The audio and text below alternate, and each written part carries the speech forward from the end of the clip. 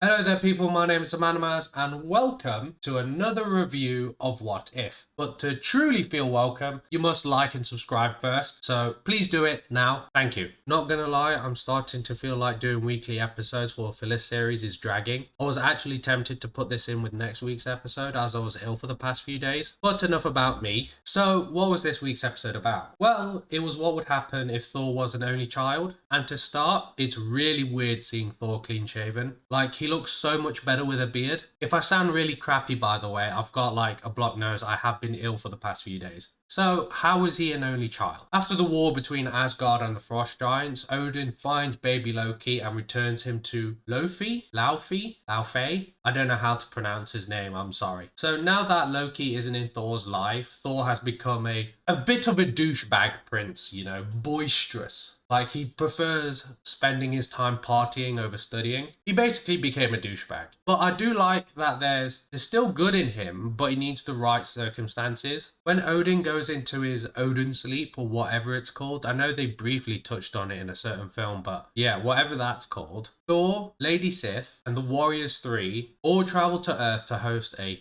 gigantic party inviting aliens from all over the galaxy. Not gonna lie, it seems like a fun party. I would happily go to it, and I'm not the partying type. This episode probably had the most cameos too, which were nice, but they didn't contribute to much. Jane Foster and Darcy Lewis track him down to Vegas, I mean Thor, and even end up joining in. They must have really gotten hammered too, as Thor and Jane got matching tattoos, and Darcy and Howard the Duck got married by Elvis. Boy, I wanted to be there when that happened. S.H.I.E.L.D then came for a visit, and they want to eliminate Thor, as his antics have caused worldwide vandalism. Now, out of all the things to kill a god for, this is probably the most stupid. It's not like he took over and enslaved everyone, though I do believe it is suggested that one party got so out of control that it destroyed a planet. If that's the case, then I understand. Maybe I just missed something. So after Fury gets hurt in one of the parties, Maria Hill calls Carol Danvers with the blinker thing, who then battles Thor but is ultimately defeated. She lost because Thor put his hammer on her, like he did with Loki in the first film. So the plan is then to lure Thor into an open area in Siberia where she can fully